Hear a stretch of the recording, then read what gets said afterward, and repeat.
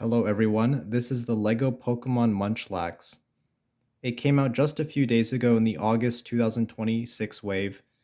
It has 757 pieces, 0 stickers, and it costs $70. In the instruction manual, you can see some in-game information about Munchlax in the Pokédex. I haven't personally played many Pokemon games, but I have watched the Pokemon TV shows a while back. And its description says that Munchlax needs to consume its own weight of food every day. On the next page, there's some information about the LEGO Munchlax. Comparing the two's appearance, the LEGO set definitely looks more turquoise than it should be. The one in-game, at least from this instruction manual, looks very blue, and it doesn't have any green in it at all. Well, this one looks a little bit more green to me. One thing I find interesting is the piece count of the set. I think it tells you how many pieces are in the actual Munchlax. So if you do the math, that's 338 pieces for the base of the set. Here are more pictures of Munchlax from the Pokemon games. And a bit of a designer interview here. This set comes with Munchlax, who's sitting on top of a tree stump. This isn't the first time we've seen Pokemon sets come with large display stands relative to the set. You know, we've seen this with the Pikachu and the large lightning bolt display base, and the $650 Venusaur Charizard Blastoise set. That came with a gigantic base with water, a volcano, and some grassy lands. And in this case, I think I'm pretty okay with this display base because it enhances the viewing experience of the set. You can see Munchlax relaxing on a tree stump, and it shows that this is a Pokemon who likes to eat a lot because you see that there are two of these loose apple cores which have been discarded, and another one ready to be eaten. First, let's talk about the Pokemon that comes with the set, the Munchlax. I think he's cute. He's extremely small, which means he easily fits inside of my hand, and I think the shaping of this Pokemon is done pretty well. First of all, the head is able to turn from side to side. You can even turn it all the way around 360 degrees. The back of his head is identical to the front of his head, except it doesn't have that face printing on that large circular piece. His ears are done with one piece each, just attached to studs, so those aren't able to move. And his arms are attached on ball joints, which means you can pose it in a variety of different positions. You can have it facing outwards, and then you can possibly place an apple core on it, but I guess not really. It's kind of difficult. Let's see if I can do that actually. There you go. I was actually able to rest the apple core on his hand, but it's not super easy. It's just balancing there. Each of the fingers of the hand are made using 1x1 pieces which are cut into pyramid shapes. You see that's done well. And the legs, they're not able to move at all. They're just fixed in place.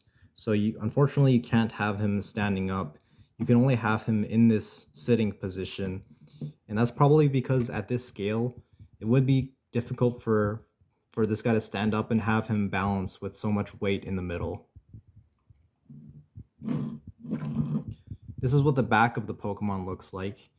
And I like how the same pyramid-shaped 1x1 pieces are used to show his fur drooping on the edges.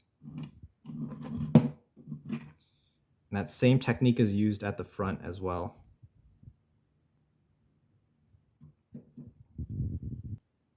Now let's talk about the remaining display base that comes with the set.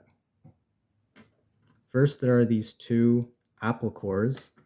There's no way of attaching this to anything because there's no holes on the side. So these are just, you can just put them anywhere. And these are done well. I think pretty important addition to the set because it makes it look like Munchlax has eaten a bunch. Around the edges, you see some vegetation.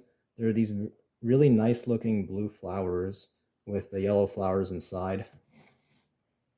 There's a yellow mushroom, some pink flowers, and an apple which hasn't been eaten yet, which you can rotate a little bit,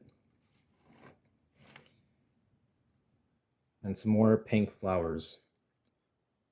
Around the edges of the tree, you can see the bark, and the texture of it makes it look convincing. It has a rough texture, it makes it look like this could actually be from a real tree. And then the stump is completely flat so that Munchlax can rest on it. There's some ridges on the side so that Munchlax doesn't easily slide off. You can have him there and he'll stay put. The color of the base of the set is this swampy dark green, which reminds me a lot of the woodland mushroom botanical set. This part of the set does feel like a botanical set, and I think it would combine really well with that. So if I ever get woodland mushrooms, I'll definitely try to put these two together to see what it looks like. But I definitely like to get that other set on discount. Once again, this is what it looks like once I put Munchlax on it. He barely fits on the stump. He's attached pretty rigidly. It's not like I can move him that much while he's on there because of these extra pieces on the edge. Here's a comparison with another Pokemon set I have, the Eevee. This one costs $60 and came out earlier this year. And I think relative to the cost of Eevee, the value of this Munchlax set isn't bad. It does look a, a little bit bigger than the Eevee if you consider the fact that the bulk of the set is taller than the Eevee. And it also has a little bit more depth to it than the Eevee does.